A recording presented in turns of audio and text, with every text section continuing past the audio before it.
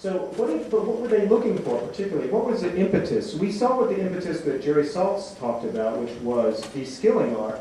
What was the emphasis in the 19th century? And it's something called art's interrogation. It's an idea that I found in an old acting manual, or the beautiful ideal. It was a balance, and artists debated the balance between nature and the ideal for centuries. In the 19th century, they came up, partly with the invention of photography, a kind of, maybe is an equilibrium between that. And they asked, the first question they would ask in all the arts was, what's, in the first place, what is the beautiful? And in the second place, what is natural or true? And then the third thing is that what they thought art would reconcile is, which is the final piece, is that what is at the same time, what is the most beautiful and the most true? And I think when you're looking at 19th century painting and 19th century technique, have that in the back of your mind and say, you know, these people were really thinking about what was balancing something that was ideal, which is universal. That's, you know, we speak to ideals, we speak to commonalities with people. We can't just be, you know, I'm walking down the street with my own little thing going and anybody expects it. When I went to dinner with my friends, if I had gone naked and had, you know, had thrown the tea in their face, it might have been something that was idiosyncratic and a part of me. But it wasn't ideal, it wasn't my best self, it wasn't propriety. It didn't have the meaning of me sitting there eloquently talking, facilitating the conversation. So that's a metaphor for art, and they really thought that the balance of these two were, they didn't want to neglect nature, but they also didn't want to neglect that commonality between the two.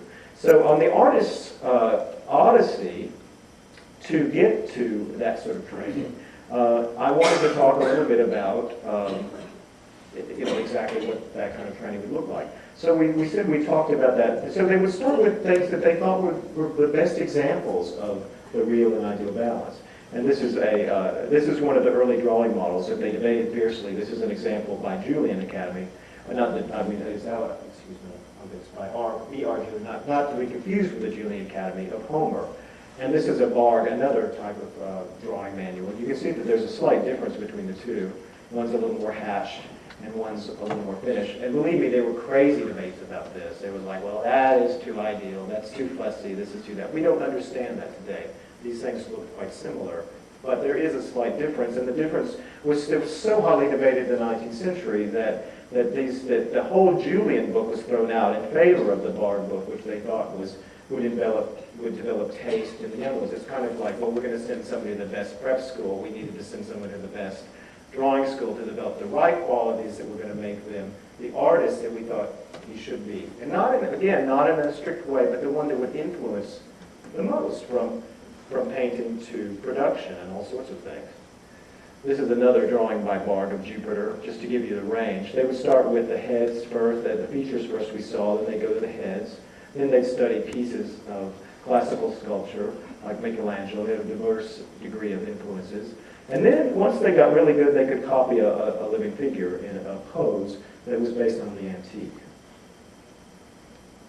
So if you were a young student and you got that far, you would come down and you would be seeing this most glorious, I think it's glorious, this glorious École de Beaux-Arts. This is a cast hall of all the things that they had to draw. So when you're looking at the Walters pictures, you have to remember that most of those artists went through this kind of process. And this kind of process was not only a way to learn how to see, but it was a communion with the past, and it was a way to identify yourself as an artist through tradition. And that had meaning as well, that you had a lineage. And I think we all are proud of some kind of lineage that we have. Talking to people about that went to the same college or the same university, and they had great stories in this community that happened about this one story. Well, students that were buzzing around this cast hall brought with it meaning to their work, not only of camaraderie, but as a communion with all the artists that had come before. And I think that's important as an artist, a living artist, that I appreciate where I came from. Now, if you were really good, even if you were an American, and this is Mr. Thomas Eakins, who was one of the first people that was allowed to draw casts, or one of the first American students in Paris, this is an example of something that he would have gone before he developed his skill. And it was it was après la bosse, which is kind of derogatory, which was after the plasters, but it was really after classical statues, where they would not only be able to refine areas of light and shadow, but in a way to understand the ideal and the conventions of the eyes, the nose, and the mouth, and how that might be treated if they were going to impose the ideal on the real.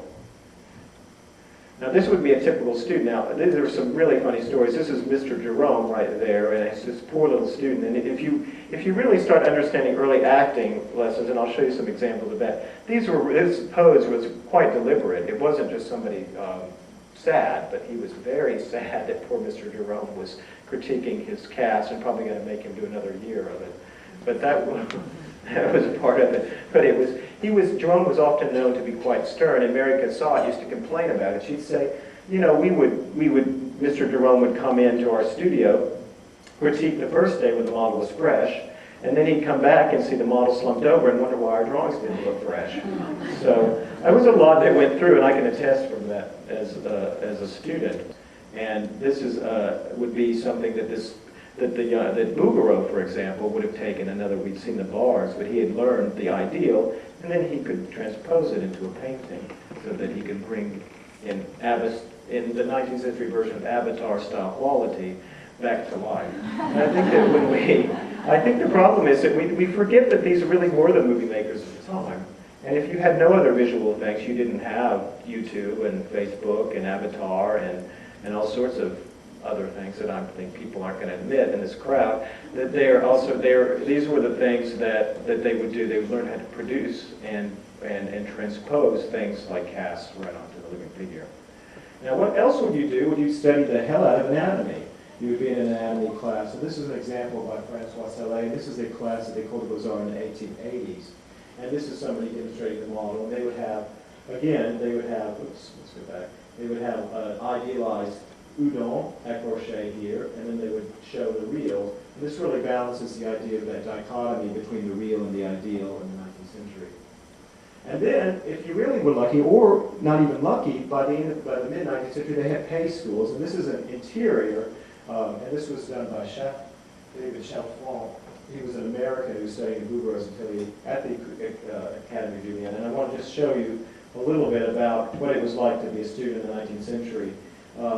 This would be the poor model, cold. There's a nice heater.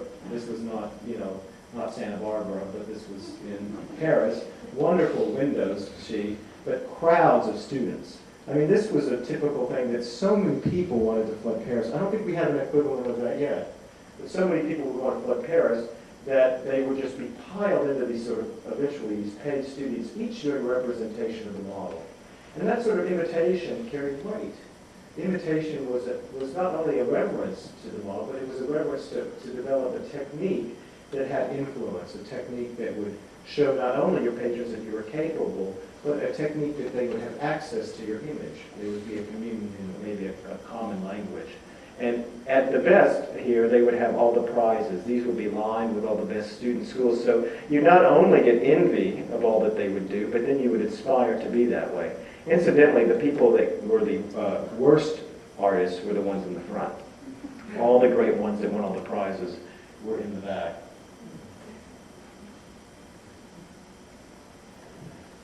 Now this is an example of Daniel Bouveret, and Daniel Bouveret was a student of Jerome, and it's probably one of the best academies that was painted. I mean, it was very I think it was quite frontal and anti-classical in some ways, and that's why I put it in there.